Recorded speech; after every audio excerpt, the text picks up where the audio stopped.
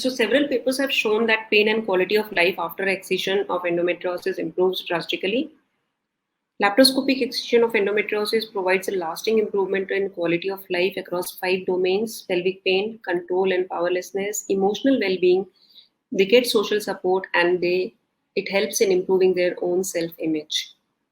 Now, endometriosis recurrence depends on several factors, but if we weigh down the surgical expertise as compared to the other factors, surgical expertise is equally important.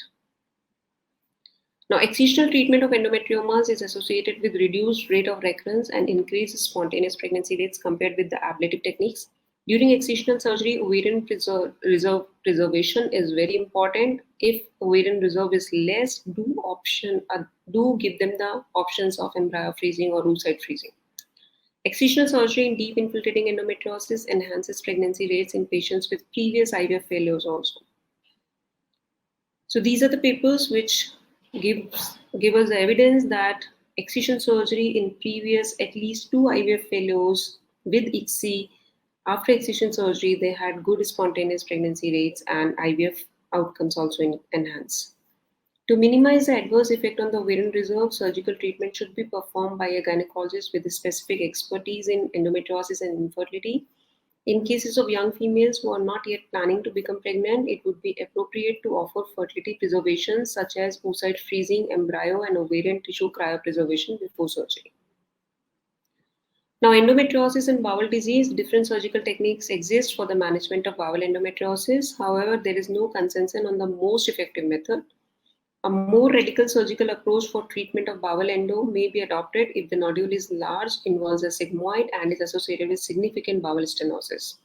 If the luminal narrowing is there, definitely it needs resection. But if luminal narrowing is not there, then discoid and shaving also do pretty good.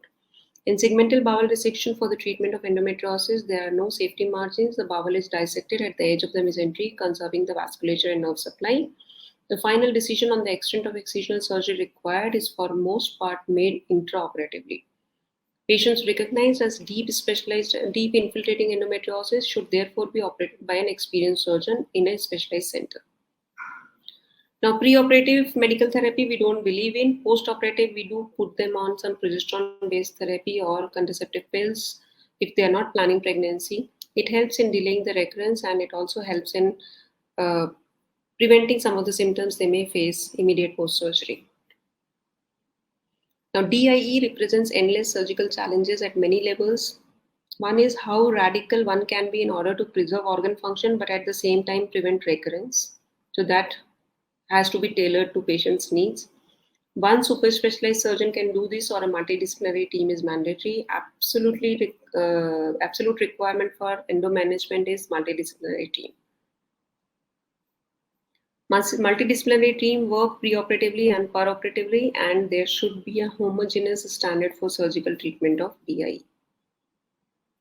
So what are the take-home messages from this? Laparoscopy is the gold standard for diagnosis and treatment of endometriosis. There is a poor correlation between disease severity diagnosed at laparoscopy and symptoms, as the staging does not match with the symptoms. The most effective laparoscopic surgical technique is endometriosis excisional surgery. Laparoscopic management of endometriosis should be individualized, maintaining a radical approach towards the disease while preserving and safeguarding the function of pelvic structures, and it has to be a nerve-sparing surgery.